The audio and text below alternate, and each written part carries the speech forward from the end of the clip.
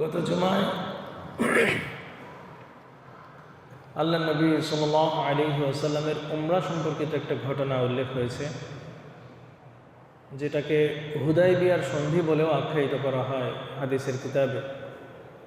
আমরা জানি আল্লাহ নবী সাল্লাল্লাহু আলাইহি ওয়াসাল্লামের আপন বাসস্থান মক্কা নগরী হওয়া সত্ত্বেও তিনি স্বতঃস্ফূর্তভাবে মক্কায় গিয়ে উমরা পালন করতে পারেন নাই।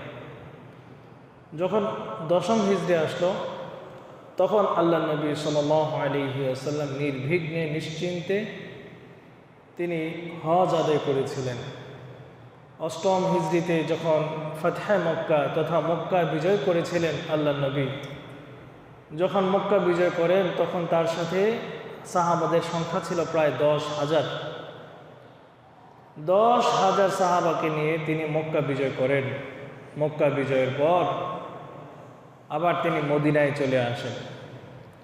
যখন নাকি 10ম হিজরি সন হয়, তখন আল্লাহ নবী সাল্লাল্লাহু আলাইহি ওয়াসাল্লাম হজের উদ্দেশ্যে রওনা হন। হজের উদ্দেশ্যে আমরা জানি আল্লাহ নবী সাল্লাল্লাহু আলাইহি ওয়াসাল্লামের জীবদ্দশায় মাত্র তিনি একবার হজ করছিলেন, একবার। অনেকের কাছে এটা অবাক করার মতো মনে হয় যে আল্লাহ নবী সৌদি আরব থেকে একবার মাত্র হজ করছেন। হ্যাঁ, আল্লাহ নবী মাত্র একবার হজ করছিলেন এবং উমরা করছিলেন মাত্র 4 বার। আল্লাহ নবী যখন নাকি হজে যান, তখন তার সমস্ত সাহাবারা তার সাথে হজের জন্য রওনা হন। তারা চিন্তা করেন, পবিত্র এই মহানবী সাল্লাল্লাহু আলাইহি ওয়াসাল্লাম তার সাথে যদি হজটা আদায় করা হয় তাহলে তো উত্তম হয়। এজন্য যুলকদ মাস চলাকালীন সময় আল্লাহ নবী মদিনা থেকে মক্কায় রওনা হন। মতান্তরে 7 দিন পর্যন্ত ওটের উপর সওয়ারি হয়ে তিনি বাইতুল্লাহ উপস্থিত হন। ওখানে তিনি হজ সম্পন্ন করেন এবং ওই হজের মৌসুমে আল্লাহ নবী সাল্লাল্লাহু আলাইহি ওয়াসাল্লাম সমস্ত সাহাবাদেরকে উদ্দেশ্য করে দীর্ঘ একটি বক্তব্য দেন। তিনি তার এই দীর্ঘ বক্তব্যটাকে বিদায় হজের ভাষণ নামে হাদিসের কিতাবে উল্লেখ আছে। বিভিন্ন হাদিসে আল্লাহ নবীর এই বিদায় হজের ভাষণটা উল্লেখ আছে। বুখারী, মুসলিম, তিরমিজি, নাসাই, এরকমভাবে অনেক অসংখ্য অগণিত হাদিসের কিতাব থেকে আল্লাহ নবী সাল্লাল্লাহু আলাইহি ওয়াসাল্লামের এই ভাষণটা উল্লেখ আছে। দুঃখের সাথে বলতে হয়, আমাদের বাংলাদেশ সহ বিভিন্ন দেশে বিভিন্ন ব্যক্তিদের ভাষণ মাইকে প্রচারিত হয়। বিভিন্ন ব্যক্তির স্লোগান, বিভিন্ন ব্যক্তির ভাষণগুলো আমরা জাতীয় পর্যায়ের বড় বড় বক্তব্য মনে করে থাকি। কিন্তু আল্লাহ নবী সাল্লাল্লাহু আলাইহি ওয়াসাল্লামের ভাষণটা, এটা আমরা মুসলিমদের কাছে যে কতটা গ্রহণযোগ্য, কতটা গুরুত্বপূর্ণ, এটা আমরা কয়জন মুসলমান জানি? আমরা মাইকে বিভিন্ন বক্তব্য শুনি ঠিক, কিন্তু আমাদের নবী সাল্লাল্লাহু আলাইহি ওয়াসাল্লাম যে বক্তব্য দিয়েছিলেন তার শেষ জীবনে এসে, যেটাকে বিদায় হজের ভাষণ বলা হয়, ওই ভাষণটা কতটা গুরুত্বপূর্ণ মুসলিমদের জন্য এবং কয়জন মুসলমান আজকে ওই ভাষণটা মুখস্থ করেছি কিংবা এই ভাষণ সম্পর্কে আমাদের ধারণা আছে, আল্লাহ মালুম। আল্লাহ নবী সাল্লাল্লাহু আলাইহি ওয়াসাল্লামের এই ভাষণটা কিয়ামত পর্যন্ত একটা নেম ফলক, একটা মাইন্ড ফলক হিসেবে কাজ করবে। আল্লাহ নবী সাল্লাল্লাহু আলাইহি ওয়াসাল্লামের এই ভাষণে তিনি A to Z সবগুলো কথা তুলে ধরছিলেন এবং আশ্চর্যের বিষয় হচ্ছে, যখন নাকি তিনি বিদায় হজের ভাষণ দিয়েছিলেন তখন সাহাবাদের উপস্থিতি ছিল প্রায় 1,40,000, মতান্তরে 45,000 সাহাবী। সুবহানাল্লাহ। ওই সময় মাইক ছিল না। আল্লাহ নবী কয়জন মানুষের সামনে বক্তব্য দিয়েছিলেন? 1,45,000 সাহাবাদের সামনে আল্লাহ নবী ভাষণ দিয়েছিলেন। সুবহানাল্লাহ। এরকম নজিরবিহীন বক্তব্য ইতিহাসে খুব কমই দেখা যায়, তাও আমার মাইক ছাড়া। আল্লাহ নবী যখন ভাষণ দিছিলেন তখনই তার ভাষণটাকে নকল করে সামনের সারি থেকে আবার যখন আরেক সাহাবী এরকম ভাষণ দিচ্ছিলেন, তার নাম ছিল আল্লাহু আকবার হযরত উমাইয়া বিন খলফের ছেলে রাবিআহ। উমাইয়া বিন খলফের ছেলে রাবিআহ। উমাইয়া বিন খলফ হচ্ছে ওই লোকটা, যেই লোকটা মক্কা নগরীতে হযরত গোলাম হাবশার যে গোলাম ছিল বেলাল, ওই বেলাল রাদিয়াল্লাহু তাআলা আনহুকে উত্তপ্ত মরুভূমিতে যে কষ্ট দিয়েছিল যে ব্যক্তিটা উমাইয়া, তার ছেলে রাবিআহ পরবর্তীতে মুসলমান হয়ে যান। ওই রাবিআহ আল্লাহ নবী সাল্লাল্লাহু আলাইহি ওয়াসাল্লামের ভাষণটাকে সমাজের সামনে, মানুষের সামনে তিনি এটাকে দ্বিতীয়বার আবার অ্যাপ্লাই করেছিলেন। কারণ আল্লাহ নবীর কথা তো লক্ষ মানুষের সামনে একদম শেষ সারি পর্যন্ত পৌঁছাবে না, এজন্য তার ভাষণটাকে তিনি একটু একটু করে বলতেন। আর এই কথাটাকে পরবর্তীতে রাবিআহ রাদিয়াল্লাহু তাআলা আনহু এই ঘোষণাটাকে আবার রিপিট করতেন। আল্লাহ নবী সাল্লাল্লাহু আলাইহি ওয়াসাল্লাম বিদায় হজের যে ভাষণটা দিয়েছিলেন আমি কিঞ্চিত আলোচনা করছি। হযরত জুবাইর বিন মুঈন রাদিয়াল্লাহু তাআলা আনহু বলেন, আরাফার দিন বিজয় হজের ভাষণের সমবেত সকলের উদ্দেশ্যে আল্লাহ নবী সাল্লাল্লাহু আলাইহি ওয়াসাল্লাম বলেছেন, হে জনগণ, আল্লাহর কসম আমি জানি না আজকের পর আর কোনো দিন তোমাদের সঙ্গে এই স্থানে মিলিত হতে পারবো কিনা। অতএব আল্লাহ রহম করুন ওই ব্যক্তির উপরে যে ব্যক্তি আজকে আমার কথা শুনবে ও স্মরণ রাখবে। কেননা অনেক জ্ঞানের বাহক নিজে জ্ঞানী নয়, সে অন্যের নিকট জ্ঞান বহন করে নিয়ে যায়, এবং অনেক জ্ঞানী বাহক তার চাইতে অধিকতর জ্ঞানের নিকটে জ্ঞান বহন করে নিয়ে যায়। অর্থাৎ এই যে আমরা অনেক সময় কথা বলি, অনেক বক্তা কথা বলে, তো যিনি কথা বলছেন তার চেয়েও অনেক সময় উত্তম হতে পারে শ্রোতারা। এমন না যে কথা বলে সেই সবচেয়ে উত্তম, এটা হতে পারে না। কখনো কখনো বক্তার চেয়েও শ্রোতারা জ্ঞানী হয়, এবং কখনো কখনো শ্রোতাদের চেয়েও জ্ঞানী হয় বক্তা। এটা আল্লাহ তাআলার ইচ্ছা, কখন আল্লাহ তাআলা কখন কাকে কোথায় বসান। তাই এই কথা বলার অবকাশ নাই। আমি যার কাছে জ্ঞান বিলিয়ে দিচ্ছি, এরা হয়তোবা এই জ্ঞানের উপর আমল করবে না, কিন্তু পরবর্তী প্রজন্ম এই কথার উপর আমল করবে। সুতরাং প্রত্যেকটা ব্যক্তির উচিত এই হক কথাটা অন্যের কাছে পৌঁছায় দেওয়া। আপনি আমি আমল করতে নাও পারি, এই কথাটা অন্যের কাছে পৌঁছায় দিলে হয়তোবা সে আমল করবে। এই জন্য আল্লাহ নবী বলেন, আমার এই কথাটা যারা এখানে উপস্থিত নাই তাদের কাছেও পৌঁছায় দাও। তিনি বলেন, জেনে রেখো নিশ্চয়ই তোমাদের মাল সম্পদ ও তোমাদের রক্ত তোমাদের পরস্পরের উপর হারাম, যেমনিভাবে আজকের এই দিন, এই মাস, এই শহর তোমাদের জন্য হারাম। জুলহজ, জুলকদ, মুহররম এবং রজব, এই 4 মাসকে হারাম মাস বলা হয়। এই মাসে যুদ্ধ বিগ্রহ হারাম, এটা পবিত্র মাস। এই মাসগুলো যেমনিভাবে আল্লাহ তাআলা সম্মানিত করেছেন এবং যুদ্ধ বিগ্রহকে নিষেধাজ্ঞা আরোপ করেছেন, আল্লাহ নবী বলেন তেমনিভাবে তোমরা মুসলমানদের রক্ত ঝরানো হারাম। তোমরা কেউ কাউকে গালি দিতে পারবে না, কেউ কাউকে হত্যা করতে পারবে না, একে অপরকে হত্যা করা হারাম হয়ে গেছে। জেনে রেখো 3টা বিষয়ে মুমিনের অন্তর খেয়ানত করে: আল্লাহর উদ্দেশ্যে ইখলাসের সাথে কাজ করা, শাসকদের জন্য কল্যাণ কামনা করা, মুসলমানদের জামাতকে আঁকড়ে ধরা, কেননা তাদের দোয়া অর্থাৎ তাদের পেছন থেকে শয়তানের প্রতারিত হওয়া থেকে রক্ষা করে। এগুলো আল্লাহ নবী সাল্লাল্লাহু আলাইহি সাল্লাম আমাদেরকে উপদেশ দিচ্ছেন। তিনি আরও বলেন, শুনে রাখো জাহিলি যুগের সকল কিছু আমার পায়ের তলে পিষ্ট হয়ে গেছে। অর্থাৎ জাহিলি যুগে যতগুলো রেওয়াজ ছিল, কন্যা সন্তানকে মাটিতে পুঁতে দেওয়া, লটারি ধরা, বাজি ধরা, এগুলো আমি আমার পদতলে পিষ্ট করে ফেলেছি। সুতরাং এগুলো আর সামনে তোমরা এগুলো নিয়ে বেরো না। এরপর আল্লাহ নবী সাল্লাল্লাহু আলাইহি সাল্লাম বলেন, জাহিলি যুগের সকল সুদ পরিত্যক্ত হলো। সুদের যত লেনদেন আছে সব লেনদেন আজ থেকে নিষিদ্ধ। এই সুদ তোমাদের মধ্যে যেন আর প্রচলিত না হয়। তিনি আরও বলেন, তোমরা নারীদের বিষয়ে আল্লাহ তাআলাকে ভয় করো। অর্থাৎ তোমার মা, তোমার স্ত্রী, তোমার বোন, তাদের ব্যাপারে আমানত যেটা আল্লাহর পক্ষ থেকে এসেছে, এই আমানতের খেয়ানত করিও না। স্ত্রীকে পেয়ে তোমরা স্ত্রীর উপর গায়ে হাত দিও না। স্ত্রীর ভরণ পোষণের বেলায় তোমরা সচেতন থাকো, সচেষ্ট থাকো। আল্লাহ তাআলা তাদের আমানতদারিতা তোমাদের উপর অর্পিত করেছে, এই আমানত যেন খেয়ানত না হয়। সেক্ষেত্রে তোমরা নারীদের এই আমানতকে ভয় করো। আল্লাহ নবী সাল্লাল্লাহু আলাইহি সাল্লাম বলেন, আর জেনে রাখো আমি তোমাদের মাঝে ছেড়ে যাচ্ছি এমন এক বস্তু যা মজবুতভাবে ধারণ করলে তোমরা কখনোই পথভ্রষ্ট হবে না, অর্থাৎ সেটা হচ্ছে আল্লাহর কিতাব, কিতাবুল্লাহি ওয়া সুন্নাত রাসূলি। সুতরাং আমরা যতই বিবাদে লিপ্ত হই, মতবিরোধে লিপ্ত হই, আমরা যদি কোরআনের দিকে ফিরে আসি তাহলে দেখব যে কোনো মতভেদ আমাদের মধ্যে নাই।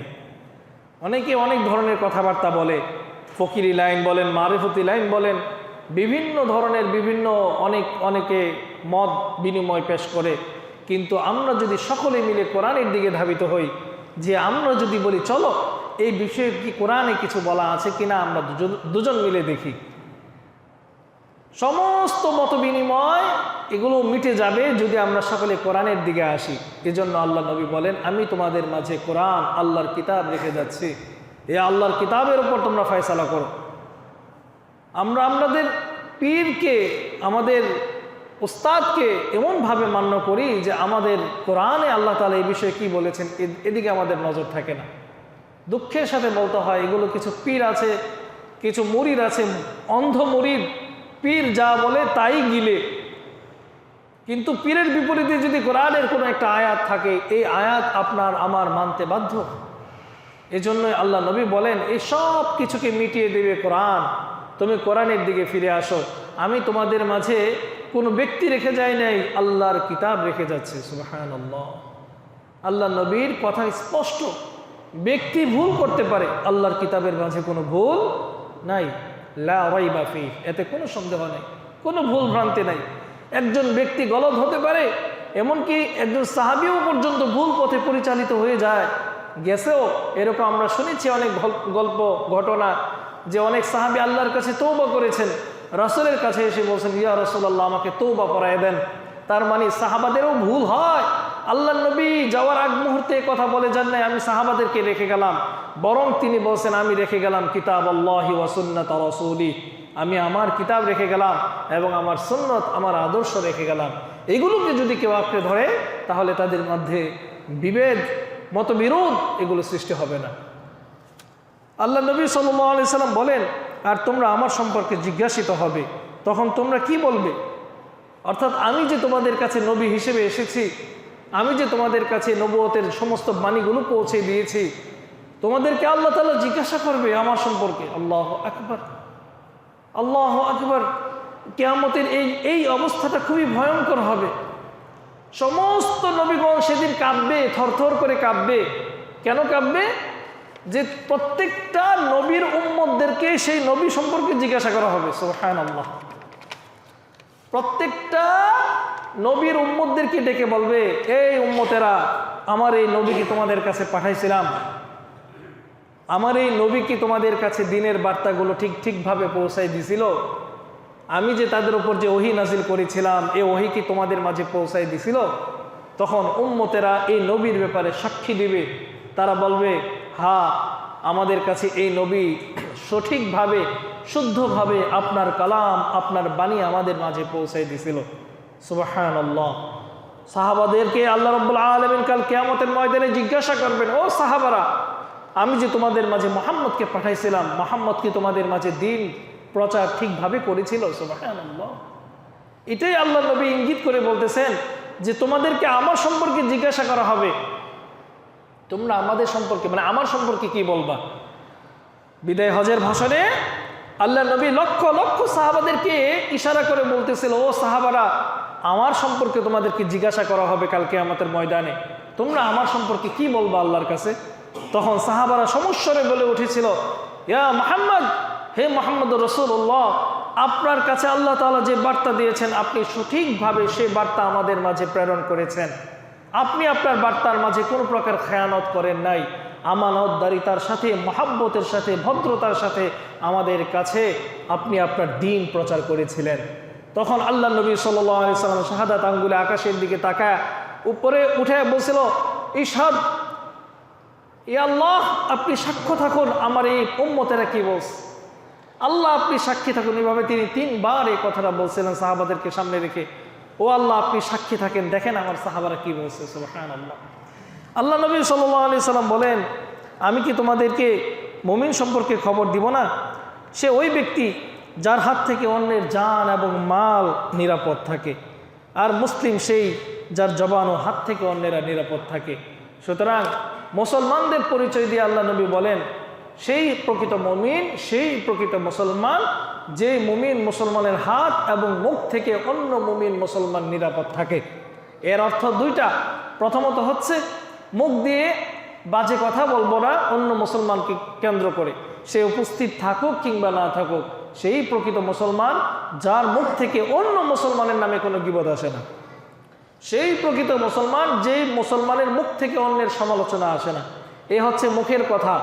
আর হাত, এ হাত থেকে নিরাপদ থাকার অর্থ হচ্ছে আমার এই হাত দিয়ে আমি অন্যের সম্পদ আত্মসাৎ করিও নাই, আমি আমার এই হাত দিয়ে অন্যের কোনো সম্পদে বা অন্যের চেহারায়, অন্যের শরীরে আঘাত করি নাই।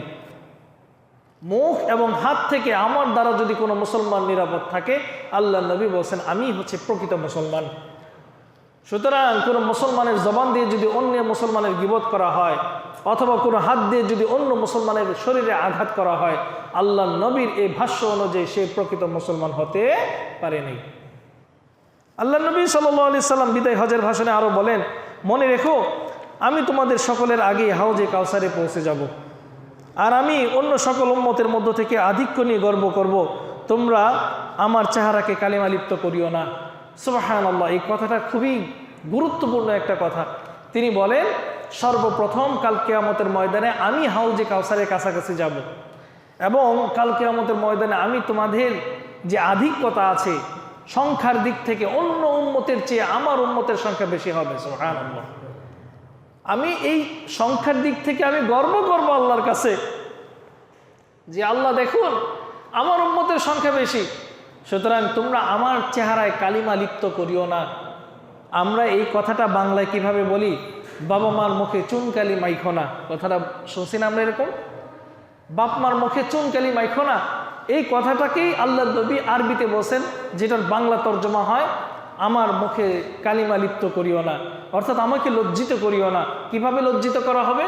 যে তোমরা তোমাদের জমানায় শুনবা দুটি সন্তানের বেশি নয়, একটি হলে, বলেন না, একটি হলে ভালো হয়, এরকম শোনেন নাই আপনারা? বিভিন্ন কাগজে কলমে বিভিন্ন সরকারি বিভিন্ন দস্তখতের মধ্যে লেখা থাকে দুটি সন্তানের বেশি নয়, একটি হলে ভালো হয়।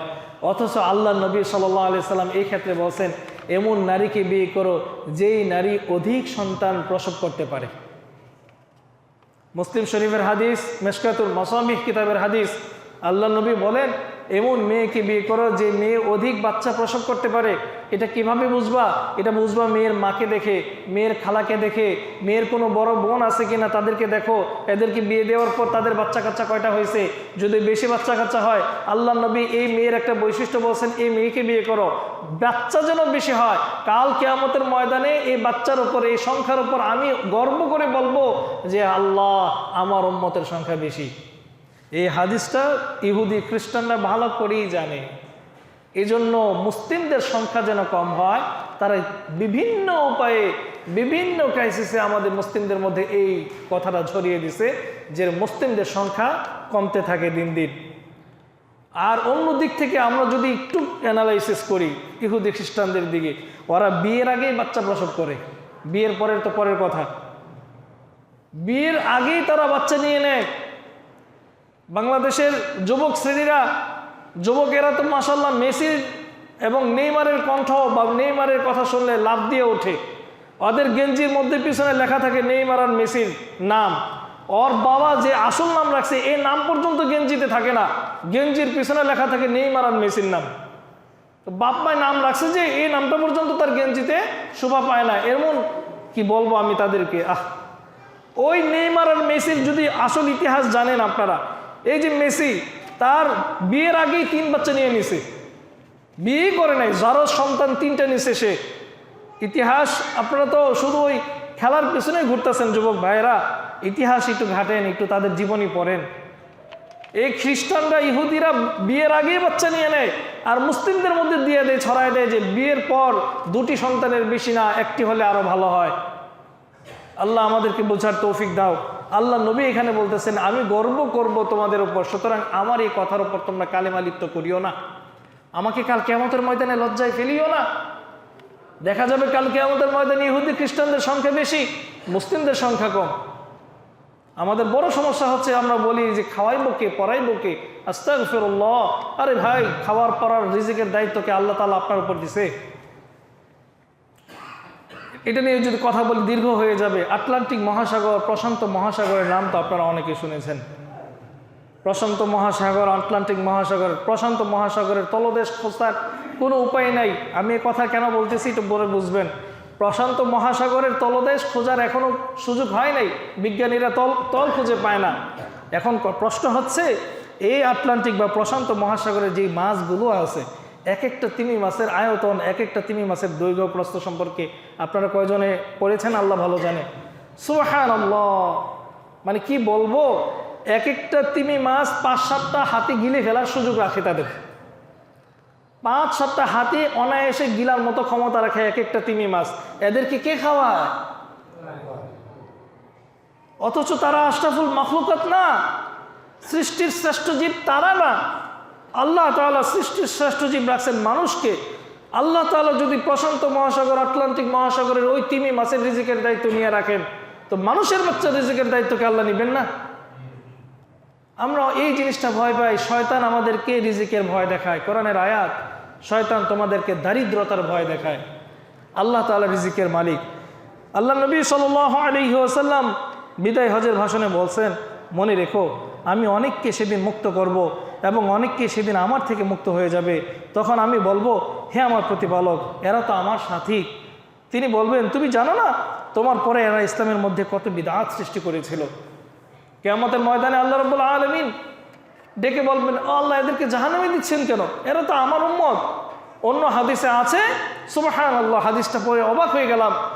কাল কিয়ামতের ময়দানে ফেরেশতারা উম্মতদেরকে ধরে ধরে যখন জাহান্নামে নিক্ষেপ করবে, ঠিক ওই মুহূর্তে আল্লাহ নবী সাল্লাল্লাহু আলাইহি সাল্লাম ফেরেশতাদের সাথে টানাটানি করবেন ওই উম্মতকে নিয়ে, যে এটা আমার উম্মত, জাহান্নামে নিও না। সুবহানাল্লাহ, ফেরেশতারা টানবে একদিকে, আল্লাহ নবী টাকবেন আরেকদিকে। সুবহানাল্লাহ। তখন আল্লাহ তাআলা বলবেন, এরা আপনার উম্মতের চেহারা নিয়ে জন্মাইছে ঠিক, আপনার পরে আসছে ঠিক, কিন্তু এরা আপনার ইসলামের মধ্যে, দ্বীনের মধ্যে বিদআত সৃষ্টি করছিল। এরা আপনার উম্মত না ইয়া রাসূলুল্লাহ, এদেরকে ছেড়ে দেন। এদের আবাসস্থল জাহান্নাম। আল্লাহ আমাদের সবাইকে বিদআত থেকে হেফাজত করুন, আমিন। আল্লাহ নবী তখন বলবেন, দূর হও, দূর হও, তোমরা আমার দ্বীনের মধ্যে পরিবর্তন করছিলা। মিখনাফ বিন সুলাইম রাদিয়াল্লাহু তাআলা আনহু থেকে বর্ণিত, আল্লাহ নবী আরাফার ময়দানে আরও বলেন, আমরা আরাফার ময়দানে রাসূল সাল্লাল্লাহু আলাইহি সাল্লামের সাথে দাঁড়িয়েছিলাম। অতঃপর আমি তাকে বলতে শুনলাম, হে জনগণ, নিশ্চয়ই প্রত্যেক পরিবারের ওপর প্রতি বছর একটি করে কুরবানি ও একটি করে আতিরাহ, কুরবানির জন্তু জানোয়ার, প্রত্যেকটা পরিবারের জন্য কুরবানির সময় একটি পশু জবাই করা ওয়াজিব। আল্লাহ নবী বিদায় হজের ভাষণে বলে গেছিলেন। এই সম্পর্কে বিস্তারিত ইনশাআল্লাহ আগামী আরও 2টা জুমা পাবো, ওই 2 জুমায় আলোচনা হবে। সুলাইমান বিন আমর ইবনুল আওয়াস তার পিতা হতে বর্ণনা করেন যে আল্লাহ নবী সাল্লাল্লাহু আলাইহি সাল্লাম বলেন যে, ও আমার সাহাবারা, বলো তো আজকের দিন কি? তারা বলছেন, আল্লাহ এবং তার রাসূল ভালো জানেন। আল্লাহ নবী সাল্লাল্লাহু আলাইহি সাল্লাম বলছেন, আজকের এই দিন হচ্ছে আরাফার দিন। আজকের এই দিন মহিমান্বিত দিন। আল্লাহ রাব্বুল আলামিন এই দিনের এই ফজিলত বর্ণনা করছেন। এইভাবে আল্লাহ নবী সাল্লাল্লাহু আলাইহি ওয়াসাল্লাম দীর্ঘ হাদিসে দীর্ঘ বক্তব্যের মধ্যে পেশ করেন এবং তিনি বক্তব্য দেওয়ার পর আল্লাহ রাব্বুল আলামিনের পক্ষ থেকে তাৎক্ষণিকভাবে একটা আয়াত নাজিল হয়। আল্লাহ তাআলা কোরআনে ঘোষণা করেন, আল ইয়াউমা আকমালতু লাকুম দীনাকুম ওয়া আতমামতু আলাইকুম নি'মাতি ওয়া রাদিতু লাকুমুল ইসলাম দীনা। হে নবী, আজ আমি আপনাদের উপর দিনকে পরিপূর্ণ করলাম, ইসলামকে পরিপূর্ণ করলাম। আল্লাহ নবী এই কথা শোনার পর সাহাবাদেরকে বলতেছেন, ও সাহাবারা, মাত্র আয়াতটা নাজিল হয়েছে যে আমি তোমাদের উপর দিনকে পরিপূর্ণ করলাম এবং আমি আমার নিয়ামতকে পরিপূর্ণ করলাম। এই কথা শোনার পর সাহাবাদের মধ্যে একটা আনন্দ যে আলহামদুলিল্লাহ, ইসলাম পরিপূর্ণ হয়ে গেছে, আর কোনো বিধিবিধান ইসলামে নাজিল হবে না, কোনো কিছুর আদেশ, কোনো কিছুর নিষেধ আর আল্লাহ তাআলার পক্ষ থেকে নাজিল হবে না। এই ব্যাপারে তারা সবাই সন্তুষ্ট হয়ে সবাই আনন্দ চিত্ত উদযাপন করতেছিল। ঠিক ওই মুহূর্তে আবু বকর সিদ্দিক রাদিয়াল্লাহু তাআলা আনহু কান্নাকাটি করতেছেন। অন্য বর্ণনায় আছে ওমর ফারুক রাদিয়াল্লাহু তাআলা আনহু কান্নাকাটি করতেছেন। কান্নাকাটির কারণ জিজ্ঞাসা করছে, কান্নাকাটি কেন করতেছেন? তারা বলছে, যে পরিপূর্ণ হওয়ার অর্থ বুঝো, ইসলাম পরিপূর্ণ হওয়ার অর্থ হচ্ছে আমাদের মাঝে আল্লাহর নবী আর বেশি দিন থাকবেন না, তিনি চলে যাবেন। এই কষ্টে সাহাবাদের মধ্যে বুক ভরা আর্তনাদ তখন দেখা গেছিল। আবু বকর অনেক কান্নাকাটি করতেছিলেন, ওমর কান্নাকাটি করতেছিলেন। আল্লাহু আকবার। এর বেশি দিন আর আল্লাহ নবী সাল্লাল্লাহু আলাইহি ওয়াসাল্লাম দুনিয়াতে ছিলেন না। প্রায় 5-7 মাস পরে আল্লাহ নবী সাল্লাল্লাহু আলাইহি ওয়াসাল্লাম এই পৃথিবী থেকে চলে যান। এটাই ছিল আল্লাহ নবী সাল্লাল্লাহু আলাইহি ওয়াসাল্লামের শেষ হজ, প্রথম এবং শেষ হজ। আল্লাহ নবী হজ করেছিলেন একবারই তার জীবদ্দশায়। আল্লাহ নবী ওই হজের মৌসুমে মাথা মুন্ডন করিয়েছিলেন। এবং আপনারা জানেন, গত জুমাতেও বলেছিলাম, এই যে হুদায়বিয়ার সন্ধি, হুদায়বিয়ার সন্ধিতেও আল্লাহ নবী উমরার শেষে তিনি মাথা মুন্ডন করিয়েছিলেন। এই কথাটা কেন বলছি? যারা হজে যায় কিংবা উমরায় যায়, সুন্নত হচ্ছে সম্পূর্ণ মাথা মুন্ডন করা। অনেকে এভাবে কর্তন করে চুল, জায়েজ আছে, কিন্তু আল্লাহ নবী যারা মাথা মুন্ডায় তাদের জন্য 3 বার দোয়া করছেন, আল্লাহ তাদেরকে ক্ষমা করে দেন যারা মাথা মুন্ডাইছে। আর যারা নাকি হলক করছে, মাথা একটু কামাইছে, ছোট করছে মাথার চুলগুলো, এদের ব্যাপারে আল্লাহ নবী 1 বার দোয়া করছেন। এজন্য যারা হজে যাব এবং যারা উমরায় যাব, আল্লাহ তাআলা যদি কবুল করেন আমাদেরকে, তাহলে হজে গিয়ে এবং উমরায় গিয়ে উমরা শেষ করে হজ শেষ করে মাথা সম্পূর্ণ কামাবো। এটা আল্লাহ নবীর সুন্নত। আর এই সুন্নতটা শুধুমাত্র হজ এবং উমরার ক্ষেত্রেই। আমাদের বাঙালিদের মধ্যে একটা কথা প্রচলিত আছে, টাকলা করা বা মাথা মুন্ডানো এটা নাকি সুন্নত। এই সুন্নতটা শুধু হজের সুন্নত, উমরার সুন্নত। বাকি সময় মাথা মুন্ডাইলে সুন্নত না, এটা জায়েজ আছে। আল্লাহ নবীর সুন্নত তরিকার চুল হচ্ছে তিনি বাবরি চুল রাখতেন। এটাই তার জীবদ্দশায় সবচেয়ে বেশি দেখা গেছে। আল্লাহ নবী বাবরি চুল ছাড়া ছিলেন না, শুধুমাত্র হজের মৌসুমে আল্লাহ নবী টাক্কু হয়েছিলেন, মাথা মুন্ডাইছেন।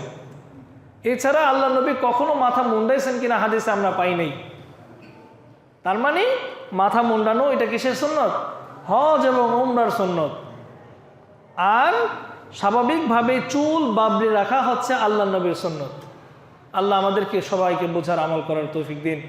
আরেকটা কথা, আমাদের এই সপ্তাহে বুধবার দিন দিবাগত রাত্রিতে হয়তো বা জুল হজ মাসের চাঁদ দেখা দিবে। যারা কুরবানি দিতে ইচ্ছুক তাদের ব্যাপারে হাদিসে আছে তারা যেন চুল এবং নখ আর না কাটে। সম্ভবত বুধবার দিবাগত রাত্রিতে চাঁদ উঠতে পারে। তো যদি চাঁদ উঠে যায়, যারা কুরবানি দিবেন আমাদের মধ্যে, চুল এবং নখ এর আগে থেকে কেটে ফেলেন।